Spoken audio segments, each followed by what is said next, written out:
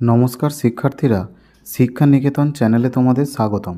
কলকাতা বিশ্ববিদ্যালয়ের পঞ্চম সেমিস্টারের বিএ জেনারেল বাংলা পেপারটির বিষয় হল গোয়েন্দা সাহিত্য ও কল্পবিজ্ঞানাশ্রী রচনা। পেপারটি 3টি মডিউলে বিভক্ত। এর মধ্যে তৃতীয় মডিউলে আছে লীলা মজুমদারের লেখা সবভুতুড়ে গল্পগ্রন্থ। আজকে আমরা সবভুতুড়ে গল্পগ্রন্থ থেকে একটি গল্প পাঠ করে শোনাব। গল্পের নাম লক্ষ্মী। গল্পটি পাঠ করেছেন অনন্যা পাত্র।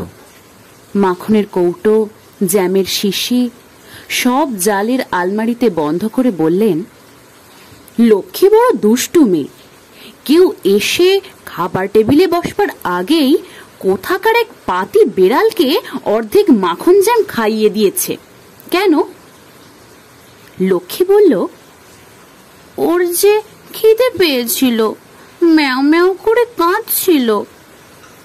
মাসিমা রেগেমেগে বললেন, তাহলে বেড়াল নিয়ে আজ তুমি আমার স্নানের ঘরে বন্ধ থাকো। আমরা সকলে ঝর্ণাতলায় চড়িভাতি করতে যাচ্ছি। শুনে লক্ষ্মী এমনি অবাক হয়ে গেল, সে আর কি বলবো। তারপর যখন মণি, ফণি, ললিতা, বুলু এমনকি বোকা মুকুল পর্যন্ত মাসিমার সঙ্গে ঝর্ণাতলায় যাবার জোগাড় করতে লেগে গেল, লক্ষ্মীর মুখে কথা সরে না। হিংসুটি মালতী একটা টফির বাক্সে শুকনো পাউরুটি আর 1 বোতল জল স্নানের ঘরের তাকের উপর রেখে ফ্যাচ ফ্যাচ করে হাসতে হাসতে বলল, এই রইল তোমার খাবার। আমরা লুচি, কপি ভাজা, আলুর দম আর ক্ষীরের সন্দেশ নিয়ে যাচ্ছি। তখন তার চুলের মুঠি ধরে দেয়ালে দুবার মাথা ঢুকে দিয়ে ঠেলে দরজার বাইরে বের না করে দিয়ে লক্ষ্মী করে কি? মালতীটা এমন ছিঁচকাঁদুনে যে ভ্যাঁ ভ্যাঁ করতে করতে অমনি চলল নালিশ করতে। লক্ষ্মী স্নানের ঘরের দরজাটা ভিতর থেকে বন্ধ করে দিয়ে একটা জলচৌকিতে ভাবতে বসল। ভুলে জানলা বন্ধ করেনি। সেখান দিয়ে বড় মেয়ে অনুদিদি যেই না মুখ বাড়িয়ে বলতে শুরু করেছে, ছি, তোমার কি লজ্জাও নেই? কিন্তু মাসিমা বলেছেন, আর যদি কখনো এমন খারাপ কাজ না করো তাহলে তোমাকে ক্ষমা। এই অবধি বলে আর কিছু বলা হলো না, কারণ টবের হাতলে একটা বড় মাকড়সা বসেছিল। লক্ষ্মী সেটাকে ঠ্যাং ধরে ঝুলিয়ে অনুদির মুখে ছুঁড়ে মারল। অনুদি আউ আউ করতে করতে দৌড়ে পালালো। লক্ষ্মী জানলাটা বন্ধ করে দিয়ে তাক ঢাকা কাগজ পাকিয়ে নল বানিয়ে নলের মাথা ভিজিয়ে সাবানের গায়ে ঘষে রাশি রাশি ছোট ছোট বুদবুদ ওড়াতে লাগলো। দেখতে দেখতে ঘরময় সাবান জলের ফোঁটা পড়ে বিশ্রী দেখতে হয়ে গেল। তাছাড়া আর বুদবুদ ওড়াতে ভালো লাগছিল না। লক্ষ্মী 2 হাত কোনোই অবধি ডুবিয়ে জল ঘাঁটতে বসে গেল। কাপড় চোপড় ভিজে চুপ্পুর। যাবার আগে মাসিমা নিজে এসে দরজায় ঠেলাঠেলি করতে লাগলেন। দরজা খোলো লক্ষ্মীটি, সত্যি কি আর তোমাকে ফেলে যেতে পারি আমরা? ওই একটু শিক্ষা দিলাম, চলো আমরা এবার রওনা হব। লক্ষ্মী জানালাটা একটু ফাঁক করে মাসিমাকে কাঁচকলা দেখালো। মাসিমার নরম ফর্সা গালটা রাগের চোটে লাল শক্ত হয়ে উঠল। তিনি বললেন, বেশ তো, তবে থাকো ওখানে। বলে বাইরে থেকে দরজা জানালার শিকলি তুলে দিয়ে দুমদুম করে সিঁড়ি দিয়ে নেমে গেলেন। একটু পরেই বাইরে ওদের কলকল শব্দ শোনা গেল। সবাই রওনা হয়ে গেল। চৌকিদারের ছেলে শাইলা ওদের খাবার দাবার নিয়ে চলল। জানলা ফাঁক করে লক্ষ্মী সব দেখল। ওরা সত্যি সত্যি চলে গেলে পর বোর্ডিং বাড়িটা একেবারে চুপচাপ হয়ে গেল। সে কি ভয়ঙ্কর চুপচাপ যে ভাবা যায় না। কানের মধ্যে কিরকম ঝিমঝিম শব্দ হতে লাগলো। কাঠের সিঁড়ি কড়িবর্গা থেকে কেমন মটমট আওয়াজ শোনা গেল। চৌকিদার, মালি এদের ঘর অনেক দূরে, ডাকলেও কেউ শুনতে পাবে না। জেঠি বলে যে বুড়ি ওদের রান্না বান্না করত, সেও এবেলার মতো কাজ সেরে নিশ্চয়ই নিজের ঘরে চলে যাবে। 3টের আগে তার টিকির ডগা দেখা যাবে না। 4টের সময় চড়িভাতি ওয়ালিরা ফিরবার আগে চা জল খাবার বানাবে। লক্ষ্মীর কথা হয়তো তার মনেও থাকবে না।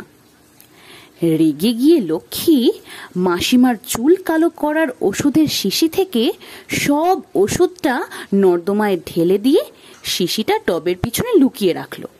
বুঝুক মাসিমা, খারাপ ব্যবহার করার ফল। টবের পিছনের দেওয়ালটা কিন্তু বেশ অদ্ভুত। রংটাতে কেমন ছোপ ধরে বিকট সব মুখ হয়ে আছে।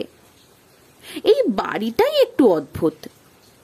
আগে নাকি এখানে এক চা বাগানের সাহেব থাকতো, তার স্ত্রীরা সবাই মরে যেত। তারপর থেকে রাতে কি সব আওয়াজ হতো। বড় বাড়িতে চাকর বাকররা শুতে চাইতো না, এসব জেঠির মুখে শোনা। শেষটা টিকতে না পেরে বাড়িটা বাস্তু বিভাগকে দান করে সাহেব বিলেত চলে গেল। সেও প্রায় 50 বছর হতে চলল। সেই স্তক বাড়ি খালি পড়েছিল, পয়সা দিলেও কেউ থাকতো না। জেঠিকে 100 টাকা দিলেও রাত 10টার পর সে এ বাড়িতে থাকতে রাজি নয়। 10 বছর আগে মেরামত করে সাজিয়ে গুছিয়ে এই সরকারি স্কুল হয়েছে। একজন মোটা মন্ত্রী নিজে এসে লাল রেশমি ফিতে কেটে স্কুল খুলে দিয়েছিলেন। বড় লোকরা ভালো কাপড় চোপড় পরে হাততালি দিয়েছিলেন। নতুন চৌকিদাররা মুরগি বলি দিয়ে দেওয়ের পুজো দিয়েছিল। তাতে তো ভারী ফল হলো। যাকগে, জেঠি এ নিয়ে কিছু বলতে চান না, এক্ষুনি মাসি আসবেন। বিড়ালটাকে আর দেখতে পাওয়া যাচ্ছিল না। এই ছিল, এই নেই। ঘরের দরজা জানলা তো বন্ধ, তাহলে সে গেল কোথায়? আস্তে আস্তে উঠে গিয়ে লক্ষ্মী স্নানের ঘরের বাইরের জানালাটা খুলে চারিদিকে দেখতে লাগলো। ঠিক সেই সময় রান্নাঘরের দরজা খুলে জেঠি বেরিয়ে এসে দরজা বন্ধ করে এই বড় একটা তালা লাগিয়ে দিল।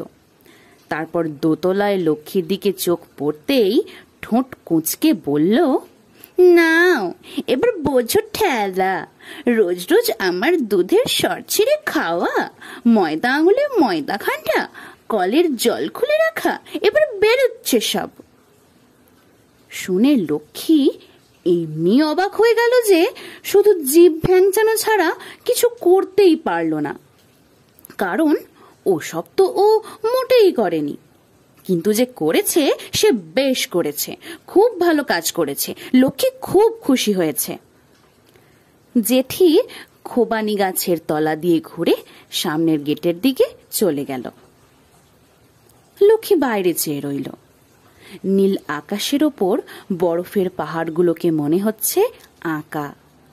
রান্নাঘরের পেছনের রাস্তা বেজায় পিছল, তার ওপারে ছোট্ট একটা ঝর্ণা অনেক ওপর থেকে পড়ছে। কান খাড়া করলে তার ঝুরঝুর শব্দ শোনা যায়। ওর নাম নাকি মণিঝোড়া। জেঠি বলে মনে পাপ থাকলে মণিঝোড়ার জল খেলেই পেট কামড়ায়। মণিঝোড়ার দিকে যাওয়া বারণ। অনেক বছর আগে প্রকাণ্ড ধস নেমে মণিঝোড়ার ওপারের পাহাড়ের গা খসে বাড়ি ঘর লোকজন নিয়ে একেবারে নিচে সেই সোনরি চঙে পড়ে গেছিল। আগে ওখানে নাকি খুব ভালো একটা ফলের বাগান ছিল, মস্ত একটা বাড়ি ছিল, সেখানে দুষ্টু মেয়েদের ভালো হতে শেখানো হতো। মাসিমা একদিন বলেছিলেন সেটা এখন থাকলে লক্ষ্মীকে ভর্তি করে দিতেন। ভেবেও এমনি রাগ হলো লক্ষ্মীর যে মাসিমার সুগন্ধি সাবানটা টবের জলে ফেলে দিয়ে গোলাপ এসেন্সের তেলটার অর্ধেক নিজের মাথায় আর পায়ে মেখে ফেলল। তারপর আবার জল চৌকিতে বসে রইল। হঠাৎ কানে এলো বাইরে ধূপধাপ কলকল শব্দ। এ আবার কি? অমনি জানলার কাছে গিয়ে দেখে কিনা আজ ছুটির দিনে এক পাল মেয়ে এসে স্কুল বাড়ির বাগানে ঢুকেছে। নিশ্চয়ই পেছনের কাঠের গেট দিয়ে। সামনের দিকে তো চৌকিদারের ঘর। ওদের দেখেই লক্ষ্মীর মনটা খুশি হয়ে ওঠে। মেয়েগুলোর সবকটার দুটো করে বেনি বাঁধা, গায়ে গাঢ় নীল জামা পরা, এই শীতের দেশেও খালি পা। কিন্তু কি দুষ্টু কি দুষ্টু! এসেই মাসিমার শাকের গাছ মারিয়ে গাঁদা ফুল গাছ উপড়ে তরতর করে গাছে চড়ে কাঁচা খোবানি ছিঁড়ে সে যে কি অসভ্যতা আরম্ভ করে দিল, দেখে লক্ষ্মীর চুল খাড়া। শেষটা আর থাকতে না পেরে ওপর থেকে ডেকে বলল, এই অসভ্য মেয়েরা, আমাদের বোর্ডিং এ এসে কি লাগিয়েছিস? পালা বলছি। তাই শুনে ওপরের দিকে তাকিয়ে তারা হেসেই কুটোপাটি। কেন, মারবি নাকি? তাহলে অত বলচাল না ঝেড়ে নেমে এসে মার না। এই বলে ভেংচি কেটে বক দেখিয়ে এক পায়ে নেচে দুই কানে দুই বুড়ো আঙুল পুড়ে আঙুল নেড়ে যাচ্ছে তাই কাণ্ড বাঁধালো। স্নানের ঘরের কাঠের সিঁড়ি দিয়ে যে কটা উঠে আসছিল, লক্ষ্মী তাদের গায়ে এক মগ ঠান্ডা জল ঢেলে দিল। তারা যে কি খারাপ কথা বলতে লাগলো সে ভাবা যায় না। তারপর টপ টপ করে সিঁড়ি বেয়ে ওপরে এসে বৃষ্টির জল যাবার পাইপ ধরে ঝুলতে লাগলো। লক্ষ্মী বলল, আমাকে যদি ছেড়ে দাও তাহলে আমি আর তোমাদের সঙ্গে ঝগড়া করব না। মেয়েগুলো থমকে থেমে গেল। ঘরে বন্ধ? ছুটির দিনে তোমাকে ঘরে বন্ধ করে রেখেছে? কি খারাপ কি খারাপ! দাঁড়াও, এক্ষুনি খুলে দিচ্ছি।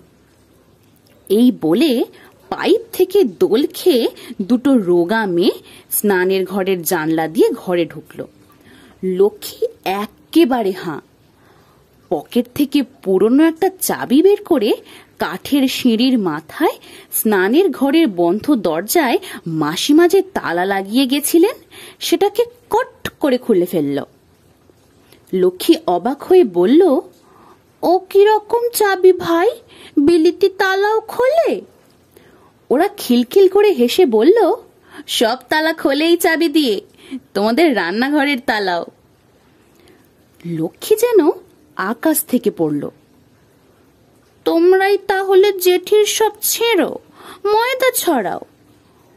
ওরা বেজায় হাসতে লাগলো। তাছাড়া উনুনে জল ঢেলে রাখি, মুরগি ছেড়ে দিই, দুধে তেঁতুল ফেলি, আরো কত কি করি। লক্ষ্মী একটু গম্ভীর হয়ে গেল। কোথায় থাকো তোমরা? ওরা বলল, কেন, আমাদের স্কুলে, মণিঝোড়ার ওপারে। লক্ষ্মী বলল, দেখেছ মাসিমা কি খারাপ, বলে নাকি ওদিকে যেও না, ওদিকে কিচ্ছু নেই। মেয়েগুলো এ ওকে ঠেলা দিয়ে বলল, কিছু নেই তো, তুমি দেখবে চলো। তাই নিয়ে গেল ওরা পেছনের পিছল রাস্তা দিয়ে, মণিঝোড়ার ঝর্ণার ঠিক মাথার ওপর দিয়ে। সেখানে দাঁড়িয়ে সবাই আজলা আজলা জল খেয়ে নিল। তারপর খাড়া খানিকটা পাহাড় বেয়ে উঠল। সেখানে ঝোপে ঝাড়ে থোপা থোপা লাল কালো বেরি হয়েছিল। কি মিষ্টি কি মিষ্টি, একটাতেও পোকা নেই। তাই শুনে মেয়েগুলো কি খুশি। ঠিক তাই, একটা খারাপ জিনিস পাবে না আমাদের স্কুলে। বাস্তবিকই তাই। চারদিক ফুল ফলের বাগান ফুটফুট করছে। গাছে গাছে পাকা কমলা, কলা, আপেল, ঝোপে ঝাপে লাল, সাদা, গোলাপি, হলদে গোলাপ ফুল। মস্ত লম্বা একটা একহারা বাড়ি, তার সব দরজা জানলা খোলা। ঘরের মধ্যে তাকের ওপর সারি সারি ছবির বই, গল্পের বই, বোয়াম বোঝাই লজনচুস, টফি, ভাজা মশলা, কুলের আচার, চিনেবাদামের তপ্তি, আমসত্ত্ব, যার যত খুশি নাও আর খাও। চারদিকে কত কুকুর, কত বেড়াল, কত ছাগলছানা, কত মুরগির বাচ্চা। কেউ বন্ধ নেই, সবাই ছাড়া। তাদের মধ্যে সেই পাতি বেড়ালটাও ছিল। লক্ষ্মী একবার জিজ্ঞাসা করেছিল, আমরা মণিঝোড়ার জল খেলাম, পেট ব্যথা করবে না তো? দূর বোকা, ব্যথা তো থাকে পেটে, জলে থাকবে কেন? তাই তো, এ কথা তো লক্ষ্মীর আগে মনে হয়নি। লক্ষ্মী তখন বলল, তোমরা বড় ভালো, তোমাদের নাম কি ভাই? ওরা বলল, আমরা তোমার বন্ধু। বলে তরতর করে এক গাছে উঠে ডাল ধরে ঝুলে আর এক গাছ দিয়ে নামলো। ওরা নাকি খিদে পেলেই খায় আর ঘুম পেলেই ঘুমোয়। লক্ষ্মী বলল, তাহলে পড়ো কখন? ওরা হেসেই কুটোপাটি, কি যে বলো, দুষ্টু মেয়েরা আবার পড়ে নাকি? যে বইতে ছবি নেই সে বই আমরা পড়ি না, আর যে বইতে ছবি থাকে সে বই তো পড়ার বই নয়। তবে আর পড়াশোনার কথা কেন বলো? এই বলে দৌড় দৌড় দৌড়। যাদের সাহস বেশি তারা মণিঝোড়ার জলের ধারা বেয়ে বেয়ে নিচে নেমে যেতে লাগলো। আবার জলের ধারের রডোডেনড্রন গাছের ডাল ধরে ঝুলতে ঝুলতে ফিরে এলো। শেষটা কখন যে বিকেল হয়ে এলো লক্ষ্মীর খেয়াল নেই। যেই না গুমফার লামা ঘন্টা পিটল, অমনি লক্ষ্মী লাফিয়ে উঠল। এই রে, 4টে বাজে যে, মাসিমারা এক্ষুনি ফিরবেন। ওরা সবাই হাসতে হাসতে ওকে হাত ধরে ঝুলিয়ে নিয়ে বোর্ডিং এর মাসিমার স্নানের ঘরের কাঠের সিঁড়ির ওপরে পৌঁছে দিয়ে বলল, তুমি একটু বসো, আমরা সব সাফ করে দিই। এই বলে তারা স্নানের ঘরে ঢুকে গেল। লক্ষ্মী বলল, ওরা ধরে ফেলতো। মাসিমা হেসে বললেন, কারা ধরতো রে?